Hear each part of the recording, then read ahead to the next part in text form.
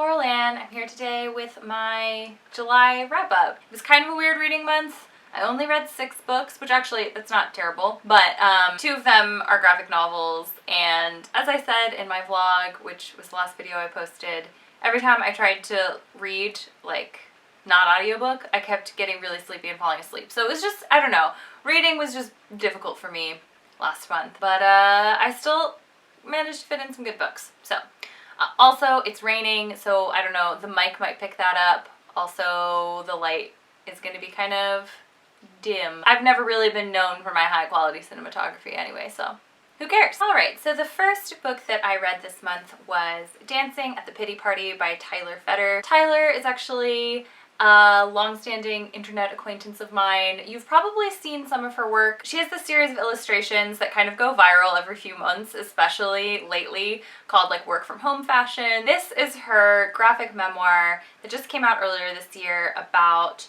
her losing her mom to cancer when she was a sophomore in university, and then her grief journey after that. Basically, it just kind of describes what it's like to lose a parent or someone else very close to you. This was one of my most anticipated books of the year, and I pre-ordered it, but I still waited like a few months to actually pick it up because I've never talked about this on my channel before, but my dad died a little bit over 2 years ago, and so just like grief stuff, especially related to a parent, can be tricky for me, but I honestly wish I'd read this sooner. It's just so relatable, you know, you read it and everything is just like, oh yeah, I know that. There's nothing really self-helpy about this, and I feel like a lot of grief books, especially grief nonfiction, does have some of that self-help. This isn't trying to be that. It's just kind of saying, hey, me too. I did cry quite a lot, but it was the good kind of crying, and I just really loved this.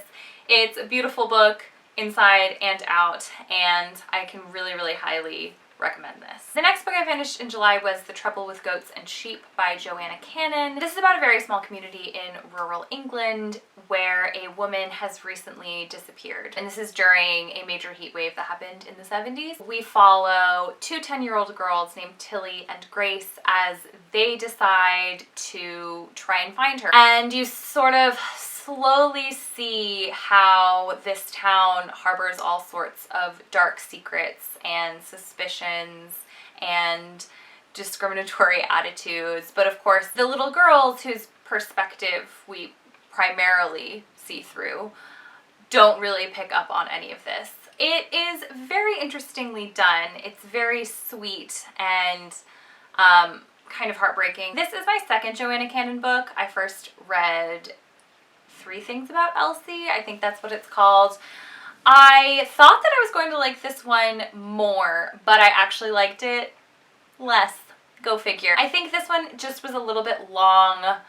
I started to get tired of it, but I did really enjoy what she had to say about people's attitudes towards people they don't understand and how children don't necessarily see things the same way. This was a very good book to read in the summertime, especially right now since we've been going through, I don't know if you can really call it a heat wave since it's just been like 90 degrees for 2 straight months. It's like 35 if you are of the centigrade persuasion. Anyway, the heat of the summer was extremely atmospheric. This sits right at the intersection between like literary fiction and commercial fiction, which works very well for me. This is kind of where I see like Celeste Ng and Gail Honeyman type Taylor Jenkins Reid. But this is just not quite my favorite of that type of book that I've read so far. I would say like just kind of middle of the road for me, really. Not super memorable. Wow, I'm really having a difficult time with this whole speaking thing. The next book I read was Fangs by Sarah Andersen. I almost hesitate to include this because I'm pretty sure it's a webcomic that now is being released onto ebook. I don't know. I downloaded it from NetGalley kind of on a whim. It's like 100 pages and just like mostly like single cell spreads. So it's very speedy. This is about a vampire and a werewolf who meet and start dating and fall in love. It's very cute, very nice art style, very pun heavy, so if that's your kind of thing, she's got you covered. If that's not your thing, then I'm sorry. I can't really say too much more about this. There's not really much of a story. It's more of a series of vignettes. I think there's a little bit of commentary there about, you know, here we are sort of 10 years on from the initial sort of Twilight era teen paranormal romance craze. And I think there's a bit of commentary here about sort of, these are two consenting adults, how far a cry that is from what we were reading back then. That's all very like subtextual. I don't know, maybe that's just me. It was cute. If you are into that, I think I would seek this out and just sit down and read it. A little heartwarming little thing. Next I read Weather by Jenny Offill, which is convenient since we are experiencing weather. This is on the Women's Prize shortlist, so I think this is the third book I've read from this year's list. Anyway, this is about a woman named Lindsay who works in a library, but also kind of moonlights as like an unlicensed therapist. I think I was kind of zoned out when this was being explained and sort of missed like why she has this like counseling role, but there's some kind of therapy angle there and it's important. She also has a job answering letters that a friend of hers gets in response to her podcast, which is about climate change. So a big part of this book is Lizzie's mounting anxiety about the death of the planet and the impending doom of the human race. And meanwhile, things are kind of slowly moving towards crisis in her personal life and in her family, but she doesn't really seem to notice because she's quite focused on the sort of more big picture stuff that she is reading about and thinking about. This is very short and it's very tightly packed with stuff, and it's definitely very skillfully done. But for me personally, I can't say that it really made a lasting impression. I think while I was reading it, I was very impressed, but looking back, I don't know, it just didn't quite stick. I think it all just goes by a little bit too quickly. It'll be like 1 minute the protagonist Lizzie is having coffee with her brother who is talking about maybe going on a date with this woman he has been talking to online, and then just a few pages later suddenly they're getting married, and then suddenly they're having a baby. And I don't know, I just sort of had a bit of whiplash in that respect. And it's really sort of the same with the climate change information and imagery that she includes. She'll say something like, before too long, the southernmost tip of Chile and Argentina will be the only place that's safe for your children because it's close enough to the Arctic Circle that they won't burn up and die. And then the next minute she'll be talking about like, oh, this new hipster bar opened up in my neighborhood. I just really didn't find my brain like latching on to anything or connecting to anything. I know that a lot of people have really been loving this. Obviously, like, it's nominated for some big prizes. I think some other things aside from the Women's Prize. And I think I would have liked it a lot more if I'd never read Ali Smith before. But I just think it's very, very similar with what she's doing with the seasonal quartet. But for me, it's just not quite as good. Overall, I would still definitely recommend this, and I think if you like this, you should definitely check out Ali Smith because she is just the master of this same kind of analytical, metaphorical, cerebral sort of light on plot. Okay, wow, the rain just picked up a lot more, so it might be louder than before. Also, probably my basement is flooding and I should probably go down there and sit in front of the door with a vacuum instead of doing this. But these are the risks I take for you. The next book I read was The Picnic at Hanging Rock by Joan, Lindsay. This is about a group of girls from an Australian boarding school in the year 1900 who go on a Valentine's Day picnic to this local rock. It's like a cliff or a mountain of some kind. And while they're on the picnic, 3 of the girls plus one of the teachers just totally vanish without a trace. The rest of the book primarily looks at the effects of this event and how they sort of ripple out and affect lots and lots of people within this community. There's also some question as to whether there's something like mystical going on, because a number of very strange and unexplainable things happen in connection with the school and the people who were there on the day of the picnic. This book has themes of obsession and mob mentality and a lot of subtext, well, at least I read a lot of subtext about sexuality and gender roles. It's also just super like deliciously atmospheric. It really reminds me a lot of Shirley Jackson, although like bright, you know? Okay, so like I feel like if Shirley Jackson is Hereditary, this book is Midsummer. You know what I'm saying? Like it's like cold and dark as opposed to like hot and bright, right? You get me. Anyway, nonsense aside, I've been meaning to read this for years. It's a major Australian classic, and I'm really glad I finally got around to it. It was really my kind of thing, and I enjoyed it a whole lot. And then the last thing I read in July was Becoming by Michelle Obama. This, if you don't know, is her autobiography, which starts from her childhood and goes all the way until basically the time when she and Barack are leaving the White House. I think I'm actually in quite a minority here in that I have kind of mixed feelings about this. The whole beginning, when she's talking about her childhood and her family.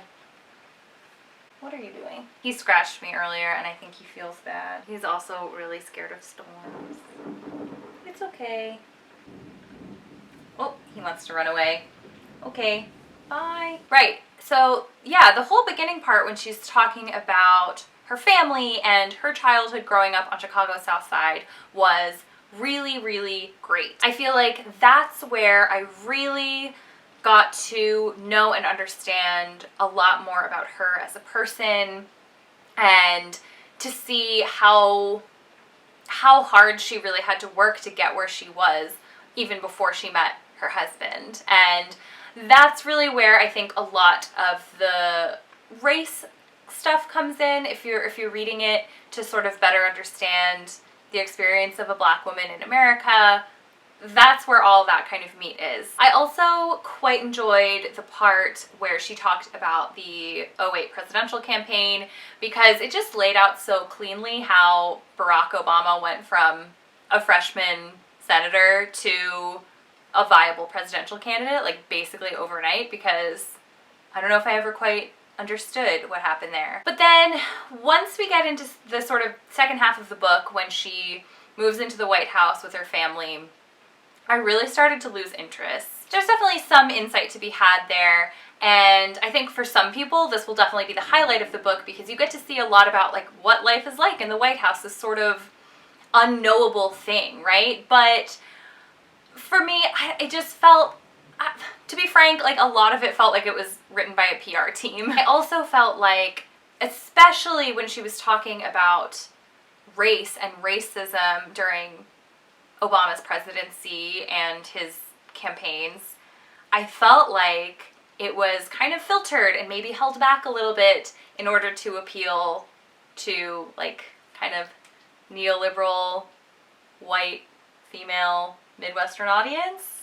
And that's not a bad thing, right? Like every book has an audience in mind and every book writes to an audience. But just because I think it is, there's like a political angle to this book. It's like adjacent to politics and governance. That I just kind of had to roll my eyes at it a little bit. I sound like I'm really going hard on this book, but I still liked it overall. It's very well done. Michelle and her collaborators have really done a fantastic job on this. I mention her collaborators not to try and bring her down, but just because I feel like we should normalize like ghostwriters and co-writers a little bit more, because it's not a bad thing to use one. A lot of people do. If you're a busy person, why not, right? Not everyone knows how to write a book. In fact, most people don't know how to write a book.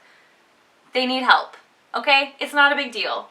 It's fine to use a ghostwriter. Anyway, tangent aside, They've done a really wonderful job, and I really understand why so many people are connecting with this book so deeply. It's well written. She's definitely a very inspiring person, and I would be surprised if anyone managed to read this book without getting emotional. For me, I think I teared up at some point in pretty much every chapter, like when she's talking about her dad and her mom and how much they had to sacrifice for her and her brother, and her dad's MS. And then, you know, like her protecting her daughters and trying to give them a normal childhood, even though obviously their lives were so far from normal. Yeah, and then I had a different kind of emotional reaction when she was talking about the first campaign. It's really quite difficult to hear about that right now, because I can remember that moment, and I remember how much hope and excitement there was, and it really felt as if something had changed in this country. And obviously we know where we are right now, and it's just a bit painful to think about how naive and foolish we all were at that time. So yeah, overall, as a book, I would say kind of a little bit better than so-so. As a celebrity memoir, I would say, like, you know, 90th percentile. I think if you are a bigger fan of the Obamas than me, you will love this. Okay, that's all in terms of books. How are you guys doing? It's been a while. I didn't post for a while because we had that big tropical storm here on the East Coast, and we lost power for like 3 days, and it's just been like storming off and on over and over again, and I kept feeling like I couldn't film when it was raining because it would be too dark, but I no longer care. Hello, it's me from the editor's chair. Just to say that I did actually film this some number of weeks ago. Don't really remember when. So that excuse no longer stands. All I can really say for myself now is that time doesn't work the way it used to anymore, so that's why this video is going up on the last day of August. But, who cares, right? Who cares? Nobody. You don't care. I don't care. We don't care. I should just stop talking now. Okay, that's all. Thanks for being here. Don't forget to subscribe if you aren't subscribed, and if you feel like subscribing. That's it. Bye. Oh shit, hold on. Louisa! Okay, sorry for that interlude. I thought I left something outside that shouldn't be left outside. My God.